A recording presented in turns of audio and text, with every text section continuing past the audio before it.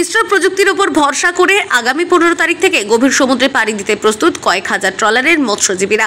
প্রায় প্রতিটি ট্রলারে বসছে উন্নত প্রযুক্তির তৈরি ট্রান্সপন্ডার মেশিন। এই মেশিন মৎস্যজীবীদের বড়সড় বিপদ থেকে রক্ষা করতে পারবে।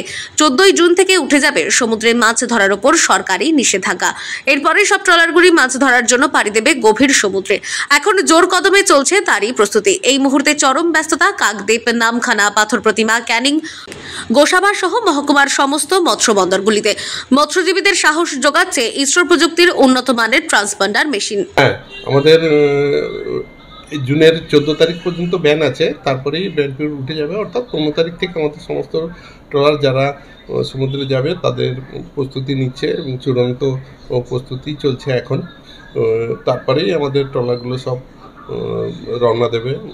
15 জুন থেকে বাঙালির প্রিয় ইলিশের খোঁজে সমুদ্রে পাড়ি দিতে চলেছে কয়েক হাজার ট্রলার। আর মাত্র 3 দিন বাকি, তাই ট্রলারগুলিতে চলছে জাল, বরফ, প্রয়োজনীয় খাবার থেকে শুরু করে যাবতীয় জিনিসপত্র গুছিয়ে নেওয়ার কাজ। তারপরে মৎস্য আধিকারিকদের নির্দেশে প্রতিটি ট্রলারে বসেছে ইসরো প্রযুক্তির ট্রান্সপন্ডার মেশিন।